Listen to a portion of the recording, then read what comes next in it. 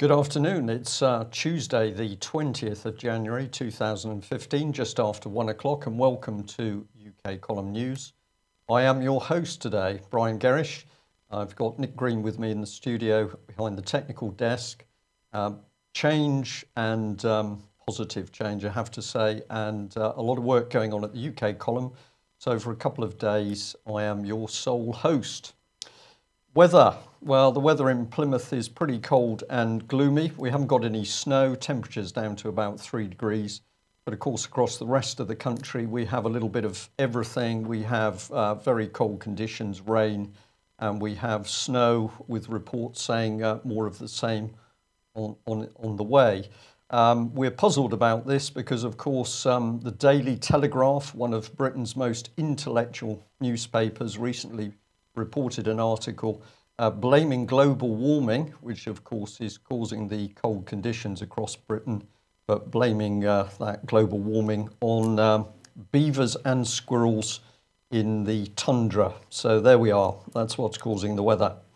Well, we've got some very, very disturbing news for you today. We're going to start straight away with the case of child abuse victim and whistleblower Melanie Shaw. This was the very brave lady who went to Nottinghamshire Police and Nottingham City and County Council to blow the whistle on not only her own abuse at Beechwood Children's Home in Nottingham, but as it subsequently emerged hundreds of other children involved.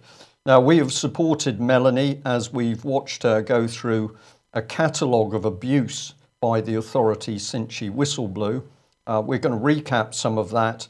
And then I'm going to bring you an update on Melanie Shaw, which I'm sure many of you will find not only shocking, but unbelievable in David Cameron's caring Conservative Britain in 2015. So just if you just hold that one, will you, for a moment, Nick? I'm going to do what I often do, which is an on-screen update. I've just got some information coming in, so stay with me. Okay, let's have a look. Recap of what has happened to Melanie. Well, of course, she was abused as a toddler by her family. She was then put into foster care where she was totally failed by Nottinghamshire Social Services. She was abused in foster care. She was placed in Beechwood Children's Home where she was badly sexually and physically abused, as were many other children. And of course, it was Melanie's testimony that started to reveal that children had committed suicide in remarkable numbers. And indeed, Melanie claimed that children were murdered at Beechwood Children's Home. Once she whistle blew, she was warned that her child would be taken from her unless she stopped speaking out. She refused to remain quiet, and subsequently Nottingham Social Services did indeed take her child. She's then been imprisoned where she was held in solitary confinement. She was bullied, she was denied medical care, and subsequently she was found guilty of arson in what many regard as a defective court hearing. Melanie Shaw is technically free, but under the control of Nottinghamshire Probation. So why should we be concerned with Melanie now? Well, let's have a look at what's been going on. Since her trial, Melanie has still not received her proper benefits. She has still not been given a proper support worker. She has been continually harassed and bullied by Nottinghamshire Police. This includes cars following her, police officers being unusually kind and saying your shopping's heavy, get in. It's involved late night phone calls. It's involved people who claim they are senior police officers casually saying, I am sitting in your house on your sofa, but we're really looking after you, Melanie. She has also reported serious rape, her rape to Nottingham Police. And according to Melanie's latest testimony, there is no indication that that rape allegation is being investigated by Nottinghamshire Police.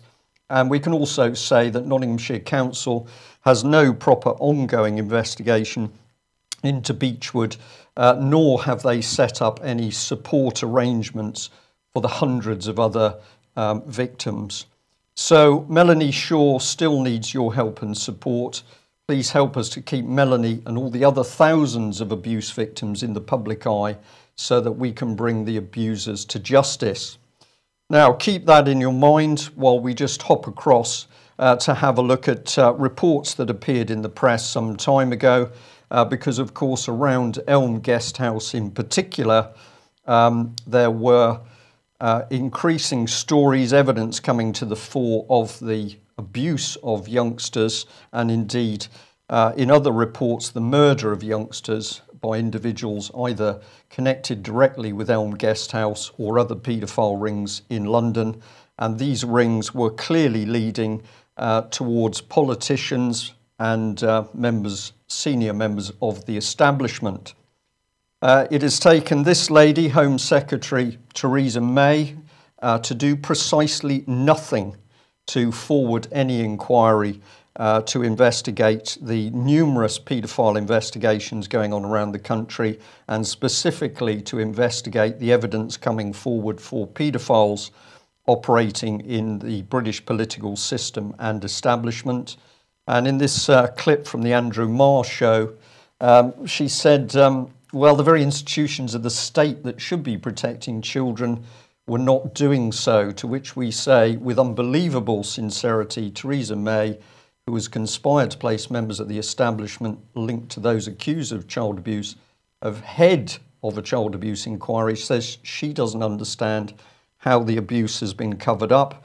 But of course, it's been covered up by simply not doing anything, delaying everything by time, and of course, destroying reports and documents and evidence of child abuse amongst the British political establishment. So enter Robert Green. Robert Green, of course, is due to appear in Aberdeen court tomorrow. This very brave campaigner has now been imprisoned twice for exposing child abuse, particularly that in Scotland. And, well, Melanie Shaw is receiving unbelievable harassment now that she's back in Nottingham, which can only lead us to the conclusion that this very brave lady has many enemies who want her destroyed mentally or eradicated because of what she knows. And these are pictures of Melanie's home after a raid by at least 4 heavily built Nottingham police officers, of course, dressed in black, looking incredibly intimidating and paramilitary. So let's start by having a look at the rear door to Melanie's house. This is going to show damage to the rear door at the home of Melanie Shaw. And this is the back door, and we're just circling this. This is where the lock and the door handle have been punched out once the police arrive. They spoke to Melanie. Melanie said, "I don't want you in the house."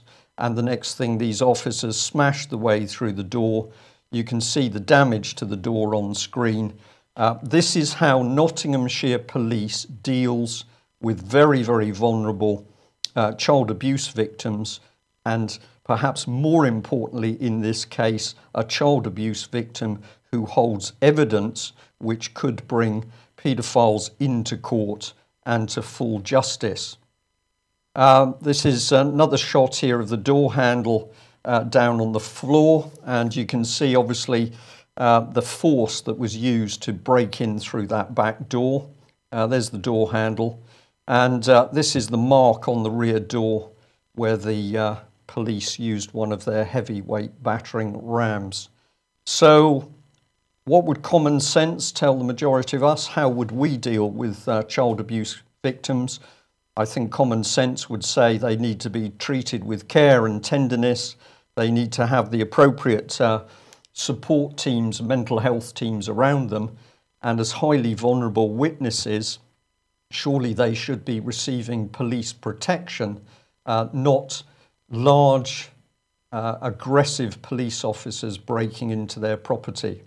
If you feel as shocked as we do about what's happening, please feel free to contact Nottinghamshire Police yourself and to ask the simple question, why is Nottinghamshire Police Force doing this Is this deliberate harassment?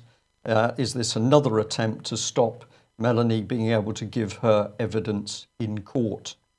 Well, the people you need to approach are these two gentlemen. So we've got Paddy Tipping, the Police and Crime Commissioner for Nottinghamshire, and in set here we've got Chris Eyre, who's the Chief Constable of Nottinghamshire Police. Now, the little insert is a BBC News report where Chris Eyre was having to explain how one of his officers discharged a live firearm during a visit to the police station by local school children.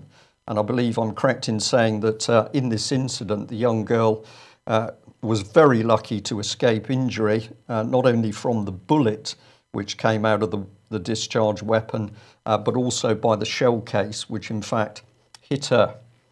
So this is Britain under David Cameron in 2015, where the state harasses and victimises child abuse victims.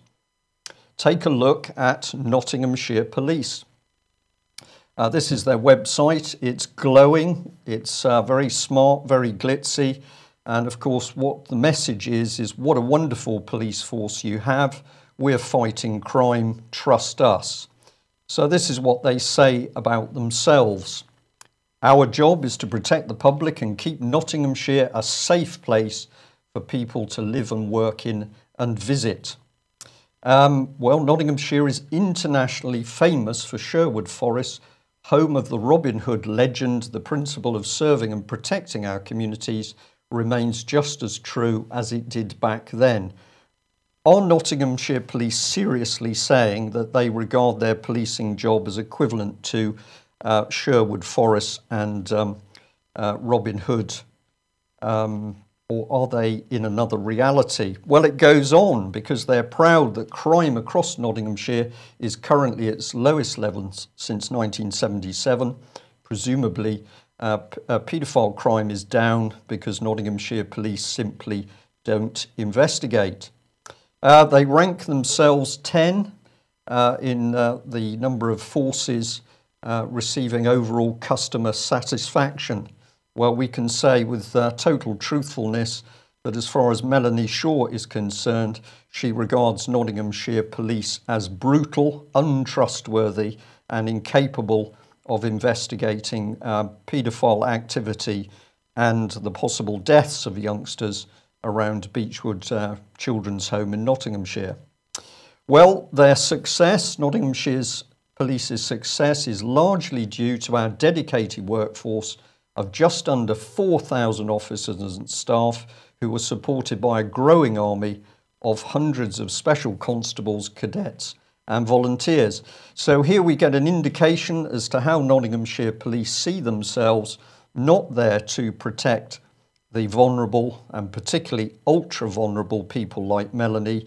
They are in fact building a, quote, growing army of hundreds of special constables, cadets and volunteers. What do we say? This is the pattern across Britain. We're seeing increasingly brutal activity by the police. This must be a result of their training, and indeed it must be a result of mental reframing in that treatment, which is in that training, which is taking away traditional views and values and basic humanity, like protecting the weak. Well, we sent an email to the media team for Nottingham Police, which I'll bring up on screen. We'd also spoken to that team yesterday and said, is it true that the police broke into Melanie Shaw's house? And if they did, why was that necessary? And why was this vulnerable lady subjected to what she found a terrifying incident? Just why would the police do that or feel it necessary to do it? Well, there was no reply to the telephone call. This is the email that we sent through to Nottinghamshire Police, and I will read through. Dear media team, I called yesterday to ask if the allegations that some 4 to 5 police officers from Nottinghamshire Police had physically forced their way into the home of Beechwood child abuse victim and whistleblower Melanie Shaw was true. I understand that this incident occurred over the weekend of 17-18 January. I may have missed your telephone response to me. Could you therefore confirm by email if the incident occurred? And if so, also explain why such force by a significant number of Nottinghamshire police officers was authorised against an extremely vulnerable abuse victim and a witness who forms a vital place in assisting the Notts Police Operation Daybreak, looking into the Beechwood child abuse investigation. Could you also confirm that Nottinghamshire Police is or is not acting to investigate allegations of rape that Miss Shaw has recently made to the police over the last few weeks? Thank you for your help. I look forward to your response on both matters. And of course, the UK column has received a stunning silence from Nottinghamshire Police. We've shown you the evidence of that police attack on Melanie's back door. That was orchestrated.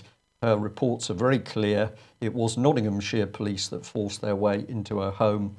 What is next? Melanie now lives in a home without proper security, and she is terrified of further raids by Nottinghamshire Police or indeed harassing or intimidating phone calls.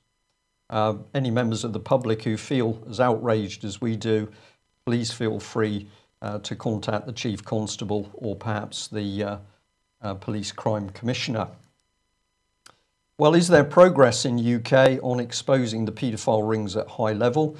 We just remind you that, of course, the reporting organisation Exaro claims to be in pole position on exposing what's going on. The problem is we are not seeing any progress by Home Secretary Theresa May or indeed the wider police forces across UK, even though last week there was a large meeting at Westminster where 300 child abuse victims and members of the public were there to demand that the government starts a full, proper and independent inquiry into abuse connected with politicians and the establishment. The reply has been silence. So therefore we're going to say that child murders connected to British politicians are coming to the surface. When will Nottinghamshire Police or indeed other police forces start the proper investigations into Beechwood or other incidents? So there we are. If we want to know why Britain is rapidly descending into chaos, look no further than the fact that we are governed either by criminals and paedophiles or indeed people who, for whatever reason, do not have the courage to stand up and blow the whistle on their own colleagues. Well, something equally sinister is now emerging, which is starting to be reporting in the mainstream press. And let's return to yesterday's news, where it was reported that GCHQ was being given additional powers by Prime Minister David Cameron to spy on members of the public and private firms. And David Cameron was so enamoured with the need for further spying by the state that he had given special permission for camera crews to go inside GCHQ. What was he saying? Well, this is what he was saying. The visit to the HQ was granted by David Cameron, who's pushing to give agencies like GCHQ access to encrypted communications, but he's also warned internet firms they must work with security agencies to stop their networks becoming a safe haven for terrorists. Now, we are recovering this news because we're going to add to it today, but also, of course, to say that this is unbelievably dangerous, that we have a government, a Conservative government under David Cameron, which has been destroying its own Conservative Party records relating to pre-election promises. Those have all been wiped off their website, hidden from the public. We've got a government that has been destroying records about child abuse, but that same government now wants to give even greater powers to GCHQ to spy upon us. Now, we reported, and this was accurate reporting, that within GCHQ's massive staff of over 5,000 people, there were increasing teams of young employees. These are young people, mid-late 20s. Their colleagues regard them as fanatical in the way they approach their work. And it's been indicated to the UK column that some of these youngsters seem to regard what they do as one giant computer game. They're losing the ability to reason what is real life and what is just a computer game spying on their fellow human beings. We also reported accurately that the political charity Common Purpose had been training members of the GCHQ staff. How is this possible when, of course, GCHQ is one of the most highly secure intelligence buildings in the country? Every member of staff is vetted for their ability to keep secret. And suddenly we have a political charity which boasts it gets people to act outside their authority, and indeed boasts that it holds secret meetings behind closed doors with its so-called future leaders. How was this political organisation able to recruit and train GCHQ staff for Common Purpose's own political agenda? Where does this take us? Well, it takes us onto Cameron's grab at state control of the press. So let's see how this pans out. David Cameron, of course, is a Common Purpose advocate. He strongly supports Common Purpose's work, and he has particularly assisted them with the setup of Common Purpose in India, Disha project in India. Here we are. And note that that's connected in with Chris Patten, BBC chairman, as was, and also in with Francis Maude of the Cabinet Office. And of course, it was Common Purpose that was going to train the top 200 civil servants. So, who else do we need to look at around David Cameron? We'll enter David Bell and Julia Middleton, the two senior people from Common Purpose. And these are the same individuals that created the Media Standards Trust, which of course was to help Brian Leveson run the Leveson inquiry to take control of the press and media in UK. The campaign was hacked off, and if we follow it through, we can also see links through into Edinburgh University and Media Dem, who we've mentioned before. That links us nicely into the European Union, and we've now virtually got a suite of actions which show that David Cameron's Conservative government is working through Common Purpose to take control of our civil servants. But of course, we've also got direct links through to European Union policy. A few other organisations we can add in here. These are the sort of organisations that don't tend to occur or don't tend to be revealed in the mainstream press. But we're going to say Goldsmith University, the Leverhulme Media Research Centre and the Media Reform Coalition have all been working very hard in the background previously to influence the Leveson inquiry, but their job is to help slide in controls over the British press. So today, what's been reported? Let's bring ourselves back to what David Cameron is up to and a report by the Daily Mail. Here we are. So what has emerged is that British spooks have tapped emails from UK and US media, and they've rated journalists alongside terrorists as potential security threats. Now, this has come out of the leaked Snowden files, but apparently British spooks intercepted emails from US and UK media organisations, and they rated investigative journalists alongside terrorists and hackers as potential security threats. Internal advice circulated by intelligence chiefs at the Government Spy Centre GCHQ apparently claimed journalists and reporters representing all types of news media represent a potential threat to security. Journalists and reporters representing all types of news media represent a potential threat to security. Well, that should be frightening enough for free speech and our liberty. Let's follow it through. These are some of the detailed comments in the article. We've got British British security officers scooped up 70,000 emails in just 10 minutes during one interception exercise in 2008. This shows you the sheer power of GCHQ, 70,000 emails collected in 10 minutes. One restricted document, which according to The Guardian was intended for those in army intelligence, warned that journalists and reporters representing all types of news media represent a potential threat to security. So that key statement was apparently sent through to army intelligence. The report also continued, of specific concern are investigative journalists who specialise in defence-related exposés, either for profit or what they deem to be of the public interest.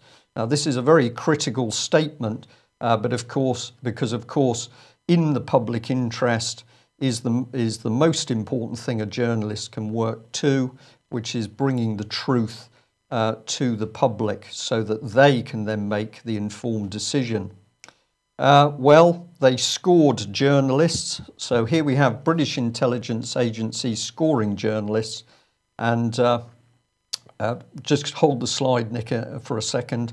I'll just say that if there's any GCHQ people watching the UK Column News programme today, can I welcome you on board and just say that we're fascinated to now see what GCHQ is really doing as opposed to what it claims to do.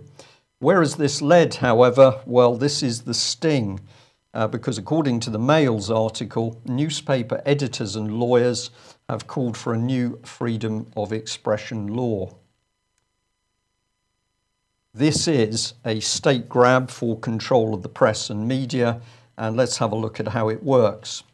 Central, Labour and Conservative Lib Dem governments have of course unleashed the wars in Iraq, Afghanistan, Libya and Syria and more, creating a terror threat from so-called extremist Islam. Having created the terror threat, this has enabled Labour and Conservative governments to give GCHQ and the intelligence services more power to snoop. GCHQ has moved on to set up financial contracts with NSA in the States so that they can now move across to spying on journalists and the general public. GCHQ have been provably trained by Common Purpose, but of course it's been Common Purpose that's also been stoking up the call for state control of the press via the Media Standards Trust and Leveson. Well, the Edward Snowden documents show the scale of the snooping operation, and what we now have occurring is the mainstream press and media reporting the sheer horror of increased state snooping, and that's led to this snake, the hidden snake. Newspaper editors and lawyers call for new freedom of expression law. Why is that law important? Well, if we think it through, a new freedom of expression law enacted by the use of statute law will give the government immediate demarcation and control over what can and cannot be reported. And the British state will therefore achieve both aims of more state spying on the general public and greater control of the press and media. And well, he's done it, because David Cameron will have moved Britain significantly closer to becoming a communitarian Marxist dictatorship. We'll say to our audience today, if you're watching us live or you're listening live, once we do the investigation on what the British state is doing, it is so easy to pull apart their plans to literally destroy Britain as a nation state. And of course, this is why we now see panic in the government and why the government wants to unleash the British intelligence services on journalists, whether they're mainstream journalists, of course, or whether they are people like ourselves, amateur, but we hope effective. We'll jump back. Let's have a look at how things were set up around the Leveson inquiry. We'll remind ourselves, David Cameron central to all of this, Prime Minister, Privy Councillor, and of course Common Purpose. Nick Clegg, unelected Deputy Prime Minister, made Lord President of the Privy Council, an unelected man with unbelievable power over what happens in the UK. So David Cameron sets up the Leveson inquiry with Brian Leveson QC, just happens to be another Privy Councillor, and of course decisions in the Privy Council are not in the public eye. Chatham House rules, effectively. And what better thing to introduce David Bell, the big man who was not only a senior member on the board with Brian Leveson, but also, of course, working with the Media Standards Trust and Common Purpose. Up at the top, let's bring in this gentleman, Lord Phillips of Worth, chair of the Foundation Group, former president of the Supreme Court, and, oh dear, another Privy Councillor. He appointed Sir Hayden Phillips to be chair of the appointments panel for the Independent Press Standards Organisation.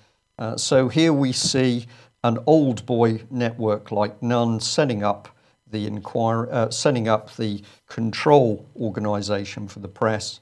And we just say, well, there's one other gentleman here, Paul Andrew Vickers from the Trinity Mirror Group, who also was able to put in information to for Lord Leveson to evaluate in his drive to take control of the press. So it all fits together very nicely, and Mr. Vickers helped create the Ipsos structure and rules. We can also look at it in this direction, because as we move towards the so-called Royal Charter, we've got closed-door meetings in Buckingham Palace. We've got Nick Clegg central to talks in his role as Lord President of the Privy. We've got Lord McNally, the Justice Minister, Jeremy Hunt, Health Secretary, and Maria Miller, the Culture Secretary. So there we are. It's all done in plain sight, but a little analysis by the column shows that we have had a hidden campaign across all three parties, Lib Lab Con, to take control of the press. Why do you need control of the press and media? Because no dictatorship can possibly survive with a healthy, free press and media. So, UK Column has been reporting on a number of subjects. A little while ago, we reported on the use of particular medication for members of the armed forces going south to Sierra Leone on board RFA Argus. And we pointed out here that they had been given the anti-malarial drug Lariam, which had side effects including anxiety, confusion, hallucinations, and mental depression. So, under the new situation of GCHQ, we can do this. We are sure that since that's a military report, it's been classified military intelligence, and presumably the UK Column has now been classified a low-risk terrorist organisation. We've also reported on big problems with mod contracts, 5.7 billion wasted after a string of operating areas. Well, they're not errors, these are deliberate breakdown of Britain's military procurement system. But of course, this was a military article. So same rule applies, military intelligence, the UK Column is a possible low-risk terrorist organisation. How about this? Of course, Russia Today was accurately reporting that UK teachers had been asked to inform police on extremist students, and presumably GCHQ would classify that assisting Russia, a hostile military power, and therefore classifying the UK Column a possible low-risk terrorist organisation.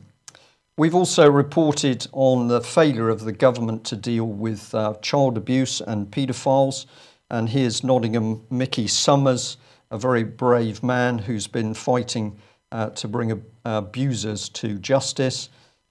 Presumably, the state would classify this as undermining the British government by exposing paedophiles. Or we could go in this direction. This is where we'd reported on the fact that Rotherham had targeted members of UKIP. Of course, UKIP is an approved party, and since we brought up the fact that UKIP had been attacked by the authorities in Rotherham, we would be attacked by GCHQ for undermining the British government by promoting UKIP. And that would mean that the UK column was a possible low-risk terrorist organisation. Here we are reporting on the EU, of course, one of the most corrupt organisations in the world, which has still failed to produce any signed-off audited accounts. We reported on the Mail's comments about Mr. Juncker and what was going on to do with the movement of people in states. We said it was a puppet show where the British Prime Minister was simply a boy being played. We believe that GCHQ would classify this undermining the European Union by reporting, and that would mean that the UK column was a possible low-risk terrorist organisation. We also commented on the fact that David Cameron was reported to have said, I've already done Libya, where shall I invade next? And of course, this is the Prime Minister that boasts a long lineage of blue blood, descended from Moses. We commented on all of this, and we believe that that would result in us being classified by GCHQ as undermining the British government by telling the truth. Clearly a low-risk terrorist organisation. And of course, if we commented on GCHQ and we made comment on their selection and training procedures, and the fact that the political charity Common Purpose is now active in one of our most vital security organisations, we think this would certainly be noted by GCHQ, and we think that will be assessed as intelligent analysis of GCHQ, raising the risk of the public knowing the truth. That, of course, is a classic example of a low-risk terrorist organisation.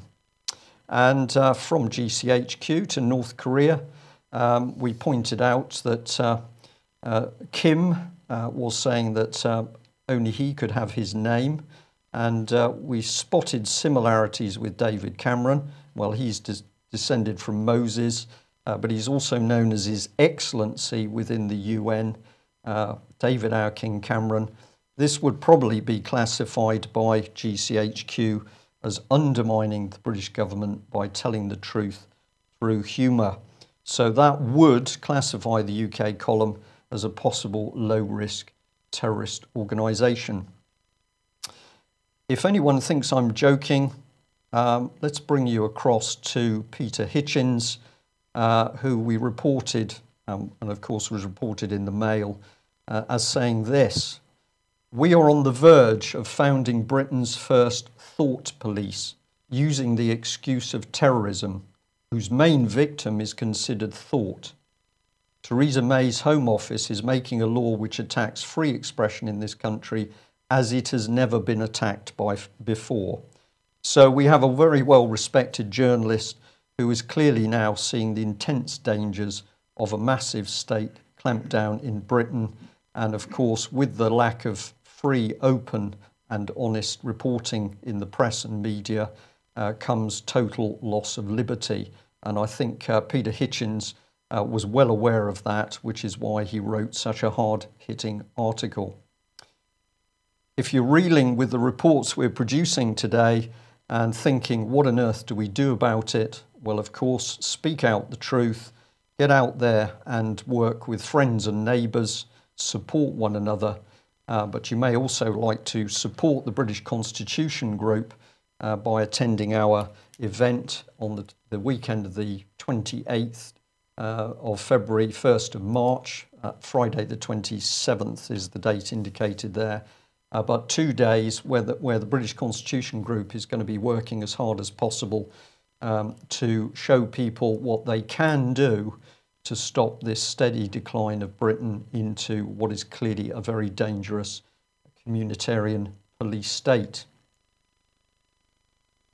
A reminder that Robert Greene will be appearing in court tomorrow. He's done so much. There is a possibility that Robert could be returned to prison. We'll say to everybody, please support Robert Greene at the Aberdeen Sheriff's Court tomorrow, 21st of January.